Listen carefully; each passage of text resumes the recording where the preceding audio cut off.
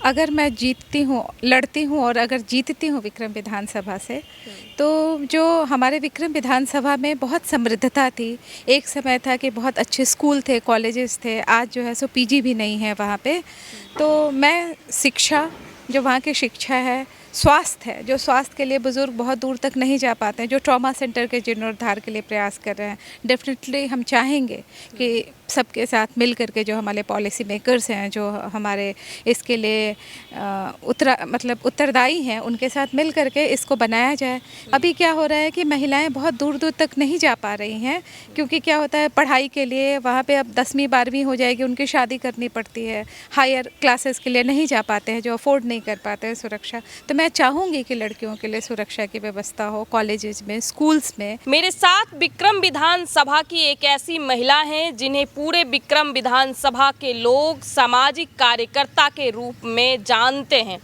अभी मेरे साथ हैं और हम इनसे बातचीत करेंगे कि इनका जो ये सामाजिक कार्यकर्ता का कार्य है, पिछले कितने सालों से ये कर रही हैं, और अभी इनके क्षेत्र में ये चर्चा भी है कि ये इस बार बिहार विधानसभा का चुनाव भी लड़ने वाली हैं विक्रम विधानसभा से। सबसे पहले तो मैम बहुत बहुत स्वागत है मेरे चैनल पर। आपका बहुत बहुत धन्यवाद मुझे यहाँ बुलाने के लिए और मेरी बातों को रखने के लिए अपनी। जी मैं जब विक्रम विधानसभा में तो जाती रहती हूँ, मैं रिपोर्टर हूँ, वहाँ पे चर्चा है कि आप पिछले कई सालों से काफ़ी समाज सेवा कर रही हैं निस्वार्थ। ये चर्चा में है तो मैं बिल्कुल आपकी जो लोग बोल रहे हैं उनको पहले मैं धन्यवाद करना चाहती हूँ कि कम से कम वो हमारी बातों को सामने रख रहे हैं। डेफिनेटली जब मैं पिछली बार चुनाव लड़ी थी मैडम, जब 2020 में, तो उस समय जब मैं पहली बार, मतलब मेरे लंबे समय से तो हमारे ससुर किसान, बहुत अच्छे किसान रहे हैं और उन्होंने बहुत लोगों की हेल्प की है। हमारे हस्बैंड भी थिएटर में रहे हैं, उन्होंने भी लंबे समय तक वहाँ के लोगों को कैसे उत्थान, उसके लिए संघर्ष किया है। तो हमारे लिए ये फील्ड बहुत नया नहीं था। लेकिन जब मैं 2020 में गई, जब कोरोना में देखा मैंने कि लोग मज़दूर ऐसे पलायन करके बाहर जा रहे हैं और बड़े थके थके लोग पैदल पैदल आ रहे हैं, बिहारी मज़दूरों का जो हाल हुआ था वो सब ने देखा है, पूरी दुनिया ने देखा। तो मुझे लगा मैडम कि हम 25 साल पढ़ाई लिखाई करके हम बाहर गए हैं और अपने अनुभवों को और जो हमारे जो एक्सपर्टाइज है, क्यों ना उसको लेकर के दोबारा गांव में आया जाए और इस तरह की जो सिचुएशंस हो रही हैं उसको रोका जा सके। तो जब मैंने चुनाव लड़ने का फ़ैसला किया हस्बैंड के परिवार के सपोर्ट से, तो मैं यहाँ चेसी की मैं रहने वाली हूँ, नौबतपुर की। मैं वहाँ गई तो पहला इंटरव्यू जो हमारे रिपोर्टर ने लिया, उन्होंने मुझे कहा कि मैडम 2020 में कोरोना आया था, आप क्या कर रही हैं? मैंने कहा देखो हूँ तो मैंने अभी तक कुछ नहीं किया है, लेकिन अब मैं करूँगी। तो उन्होंने कहा कि मैडम गलत बोल दीजिए, मैं नाम नहीं बताऊंगी रिपोर्टर का। मैंने कहा देखो अभी तो मैं नहीं यही बोलूँगी कि अभी मैं आई हूँ, देखूँगी और देखती हूँ कि क्या क्या सिचुएशंस है, प्रॉब्लम्स है जो लंबे समय से संघर्ष में देख रही हूँ, इसमें मैं कहाँ तक अपने आप को हेल्प इन लोगों की कर पाती हूँ। लेकिन हाँ, अगला चुनाव जब आएगा उस समय मैं अगर कुछ करूँगी तो ज़रूर बात करूँगी उस पर, चाहे आज ना करूँ। तो आज आपने मुझे ये मौका दिया। मैं पहले तो देखिए अगला चुनाव आ चुका है, तो अभी तक आप विक्रम में क्या कर रही हैं, एकदम से हम जानना चाहेंगे आपसे। बिल्कुल, अब आपका सवाल बिल्कुल वाजिब है। और जब चुनाव ख़त्म हुआ तो बहुत लोग ने कहा कि सीजनल पॉलिटिशियंस हो सकते हैं, आएंगे चले जाएंगे, लेकिन मैं वहाँ की बहू और मैंने देखा है, महिलाओं की स्थिति देखी है। हमारे यहाँ इतना हुनर है, विक्रम को धान का कटोरा कहा जाता है।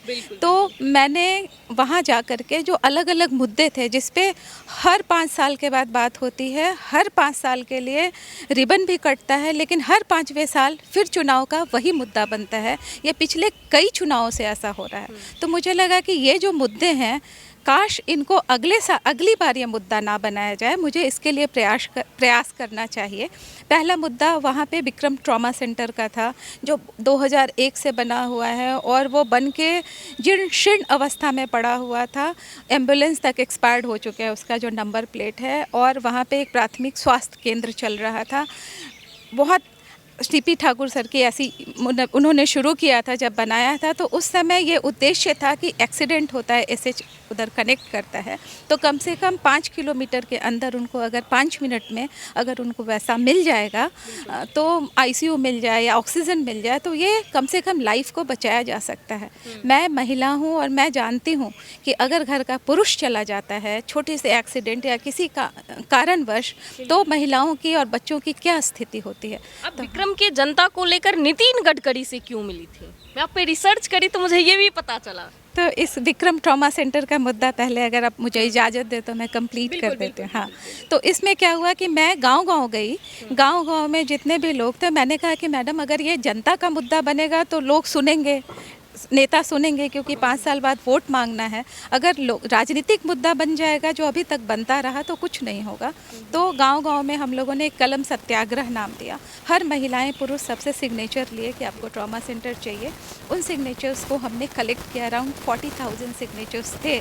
उसको लेकर के हम केंद्र स्वास्थ्य मंत्री, पहले हम यहाँ गए थे, राज्य के स्वास्थ्य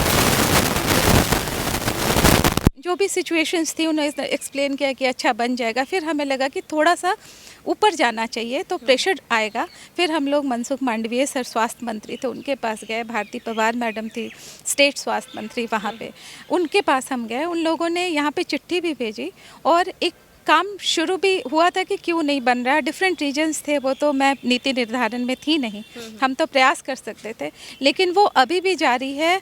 और कई बारी हम लोगों ने कोशिश की है कि ये स्वास्थ्य मंत्री जी को और उनको पहुंचाई जाए।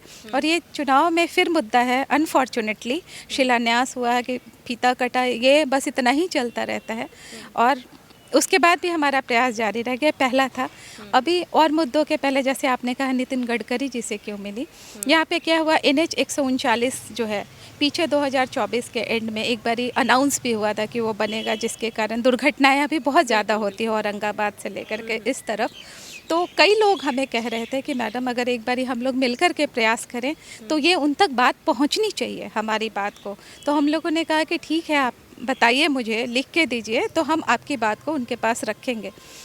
नितिन गडकरी जी ज़मीनी नेता हैं और वो सुनते हैं, सबकी सुनते हैं। तो उनके पास हमें समय मिला तो हम गए और हमने इन लोगों का दुख दर्द उनके सामने रखा कि सर NH 139 जो है वो अभी बहुत ज़रूरी है, क्योंकि अभी बरसात के टाइम पे फ़ोटोग्राफ्स हमने लिए कि क्या हाल है। सिंगल मतलब 1-2 लेन है और उसमें से इधर से बालू के ट्रक जा रहे हैं, इधर से वो जा रहा है, टूट फूट रहा है। तो हमने 4-5 ऑप्शंस जो है कि सर ये करना चाहिए, एक ट्रक का अलग पार्किंग जोन हो, 4 लेन रोड बन जाए, इस तरह की उनको सर को समझाया कि हमारे दुखों से अवगत होइए और इसको प्रयास कीजिए। तो सर ने बहुत पॉजिटिवली लिया। इवन अगर आपने रिसर्च किया तो ये भी देखा होगा कि सर ने फाइल पे नोटिंग भी की है, वो भी हमने डाला था। तो सर ने कहा है कि अभी बाईपास बना रहे हैं, जो बहुत घनी आबादी वाले क्षेत्र हैं वहाँ पे बाईपास बनेगा, उसके बाद ये ज़रूर शुरू होगा। तो कुछ ऐसी चीज़ें हैं, जैसे विक्रम की ही अगर हम बात करें तो अभी जैसे मैं उनसे भी बात कर रही थी अंदर कि क्या हो रहा है कि अभी बिहार में पलायन एक हर पॉलिटिकल मुद्दा बना हुआ है, लेकिन पलायन के बाद अभी सारे पलायन के साथ क्या जा रही है, हमारी परंपरा जा रही है, हमारी संस्कृति जा रही है, हमारे गांव बंद होते जा रहे हैं। उस केस में क्या हो रहा है कि अब छोटे छोटे गांव हैं तो बहुत हमारे पुराने पूर्वजों के दिए हुए स्थानीय मंदिर हैं, 800 साल पुराना रुस्तमगंज मंदिर है, जानी मंदिर है, लोगों को उसके बारे में बहुत पता नहीं है। जो नए बच्चे बाहर चले गए उनको नहीं पता।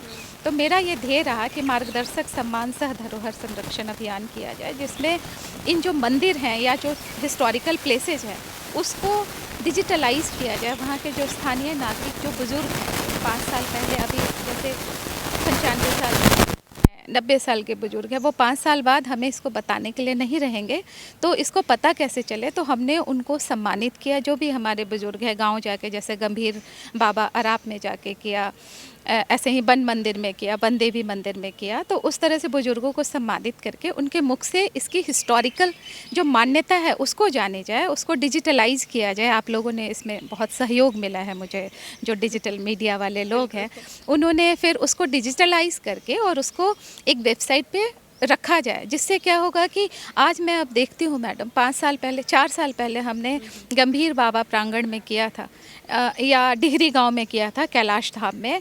वहाँ के एक बुज़ुर्ग थे, 95 साल के थे, उन्होंने अपनी बातें रखी, ये बताया कि ऐसा ऐसा हुआ है, पांडवों का है।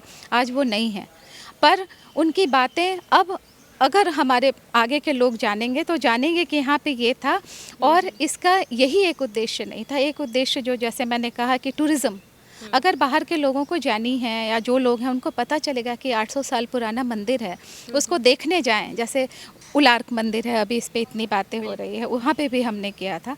अगर देखने जाएंगे तो क्या होगा, राज्य का राजस्व बढ़ेगा, आसपास दुकानें खुलेंगी फूलों के, लोगों के, वहाँ के जो स्थानीय जो कलाकारी होती है, कलाकृतियाँ होती हैं, उसके लोग खुलेगा, लोग आएंगे तो राजस्व भी बढ़ेगा, नौकरी भी मिलेगी। युवा जो इधर उधर भटक रहे हैं, पढ़ाई लिखाई नहीं, अगर कहीं को जो नहीं कर पा रहे हैं तो उनको स्वरोजगार भी मिलेगा।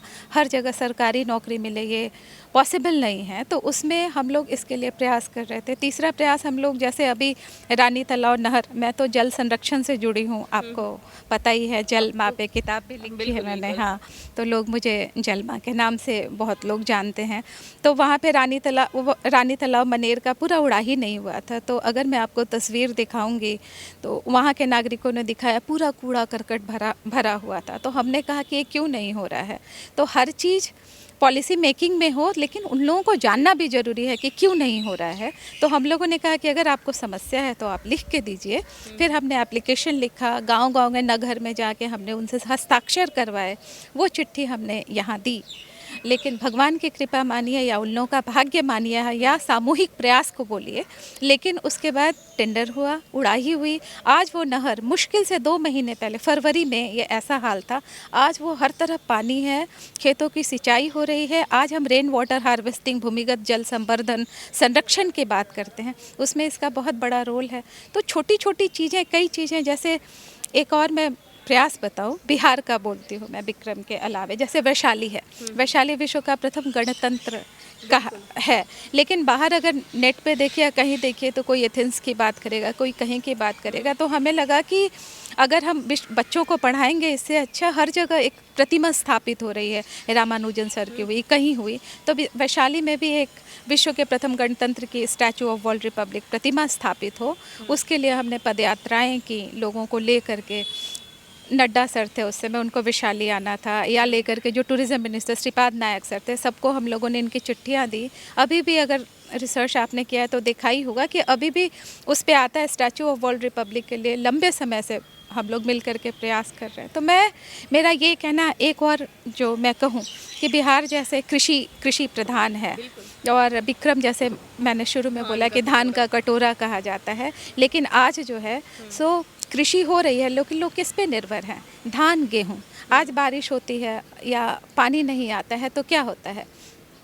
यही होता है कि पानी नहीं आ रहा है तो बेचारे कर्ज में डूबे रह जाते हैं। तो हमने कहा कि हम लोग ट्रांसफॉर्म करें एग्रीकल्चर को एग्रीप्रेन्योरशिप में। जिसका जो हुनर है, कोई पापड़ बनाता है, कोई कृषि के बाद फूड प्रोसेसिंग अगर कर ले, जैसे चावल बना उसका वो बना ले, चिप्स बना ले या पापड़ बना ले, अचार बना ले, और उसको अगर मार्केट लिंकेज कर दिया जाए, अगर FPO अगर है, BO की इतनी सारी स्कीम्स है, उनके बारे में उनको जानकारी हो, तो इसके लिए भी हम लोग ने गांव-गांव में जा कर के उन लोगों को, महिलाओं को समझाना, यहाँ से मार्केट लिंकेज कैसे, उसके लिए फूड प्रोसेसिंग के लिए छोटी मोटी ट्रेनिंग्स कैसे होती है कि कैसे पैकेजिंग, ये सब भी हमने किया। तो अब आप हमें कहेंगे तो हम 5 साल के बाद, ये तो मैं एक फेहरिस्त है, क्योंकि आपके पास समय कम है, कैमरामैन हाँ दिखा रहे हैं कि टाइम ख़त्म हो रहा है, लेकिन कर रहे हैं, प्रयास जारी है। और राजनीति जो है, हाँ, तो समाज सेवा बहुत की है, मैं भी रिसर्च करी हूँ, वहाँ के लोग भी बताए, लेकिन आपको लगता है कि आप जैसे लोग वर्तमान के बिहार राजनीति में फिट बैठ रहे हैं क्या? समाज सेवा, अच्छे काम करने वाले लोगों को पार्टियां कहाँ टिकट देती है? और जनता भी तो जात के मुद्दे पे वोट देती है। आपने बिल्कुल सही कहा। जात की राजनीति कर रही हैं और ना वोट बैंक साधने के लिए कोई अन्य काम कर रहे हैं, ना दलाली कर रहे हैं, ना रंगबाजी कर रहे हैं, समाज सेवा कर रही हैं। तो कैसे राजनीति में फिर आप फिट बैठ पाइएगा, बताइए। बिल्कुल, राजनीति हमारे लिए, मैं कई बारी बोलती हूँ कि नेता का मतलब नेतृत्व करता है। नेतृत्व जैसा भी होगा, लोग उसी तरह के होंगे। तो देखिए, पार्टी की बात करूं या जैसे आपने कहा कि आप जो क्राइटेरिया आज की बिहार की राजनीति के हैं उसमें आप फिट नहीं बैठती हैं, जैसे भी है कि आप कहाँ फिट बैठती हैं। मुझे लगता है कि बिहार की जनता को वोट देना है और बिहार की जनता को वोट देना है, उनको निर्धारण करना है कि हम किसको चुनें जिससे हमारे भविष्य, हमारे बच्चों का भविष्य और हमारे समाज में जो लोग रह रहे हैं गांव में, गांव के लोगों का भविष्य सुधरे। अब मुझे नहीं पता कि क्या दिखाते हैं लोग और क्या करते हैं, लेकिन मैं ये कहती हूँ कि ईमानदारी शब्द आज इसीलिए है क्योंकि ये पीढ़ी दर पीढ़ी चला जा रहा है। आज जो कहते हैं कि जो तटस्थ हो समय लिखेगा उसके भी इतिहास, हम सब लोगों की तरह हार के बैठ जाएं कि ठीक है हमारे में 1 2 3 4 ये जो बिहार की राजनीति के लिए चीज़ें मौजूद नहीं हैं तो हम नहीं आगे आए। हम आगे आएंगे, हम कोशिश करेंगे, हम प्रयास करेंगे। ज़रूरी नहीं है कि हम जीते या हारे, वो मुझे नहीं पता, वो ईश्वर को पता है, जनता को मैं भगवान मानती हूँ। लेकिन चश्मा तो हम दिखाएंगे। काला चश्मा अगर कोई पहन के बैठे हैं तो हम कहेंगे कि जनता को दुनिया ये ऑप्शन आप जरूर देंगे कि देखो एक अच्छा आदमी है। आप पे, जनता पे निर्भर करता है कि वो किसे चुनती है। आप ऑप्शन के रूप में होंगे, एक अच्छा प्रतिनिधि के रूप में, वहाँ एक अच्छा प्रत्याशी के रूप में, पढ़े लिखे, आप बहुत ज़्यादा वेल क्वालिफाइड हैं, वेल एजुकेटेड हैं, डबल मास्टर्स की हुई हैं आप, पीएचडी की हुई हैं आप। और मुझे लगता है कि अगर बिहार की जो अभी वर्तमान में जितने भी 243 विधायक हैं उसमें से 10% विधायक भी ऐसा नहीं है जो पीएचडी किए हुए हैं। देखिए, अगर ये अनुभव और ये शिक्षा अगर हम अपने बच्चियों में, मैं महिला हूँ और नारी सशक्तिकरण पे बहुत विश्वास करती हूँ। महिला आरक्षण तो आजकल एक हर किसी के वोट के लिए एक पैमाना बन रहा है। मुझे लगता है कि नारी सशक्तिकरण के लिए शिक्षा, सही मायने में शिक्षा ज़रूरी है। और उसके लिए जो पॉलिसी मेकिंग है उनको, जैसे मैं अभी कह रही थी कि चश्मा अगर किसी ने ब्लैक पहना है, हरा पहना है, काला मतलब ऑरेंज, वटएवर चश्मा जो पहना है, हम तो दिखाएंगे कि उजाले का कलर ब्राइट होता है, साफ होता है। तो आपको दिखाएंगे तो ज़रूर, उसके बाद आपकी चॉइस है। पर हम अपनी जिम्मेदारी जो समाज के प्रति है, लोगों के प्रति है, जो हमारे इतना बिहार से हमने कुछ लिया है, हमारा इतना समृद्ध राज्य रहा है, उस जिम्मेदारी को निभाने में हम तो कोई कोताही नहीं करेंगे और अंत तक हम लड़ते रहेंगे। बाकी ईश्वर की मर्जी। लेकिन जैसे पिछले चुनाव के बाद आज मैं बात कर रही हूँ, हो सकता है अगले चुनाव में मैं इसकी फहरिस्त इतनी लंबी हो कि आपके पास समय ना हो हमारे लिए। तो मैम, ये तो बात थी आपकी समाज सेवा की, और हमने बहुत सारे मुद्दे पे बात किया कि आप बिहार की राजनीति में कहाँ फिट बैठती हैं। लेकिन अगर आप विक्रम विधानसभा से चुनाव तो लड़ेंगी, जीतती हैं, तो आपका उद्देश्य क्या है? क्या करेंगे आप विक्रम के लोगों के लिए? अगर मैं जीतती हूँ, लड़ती हूँ और अगर जीतती हूँ विक्रम विधानसभा से, तो जो हमारे विक्रम विधानसभा में बहुत समृद्धता थी। एक समय था कि बहुत अच्छे स्कूल थे, कॉलेजेस थे, आज जो है सो पीजी भी नहीं है वहाँ पे।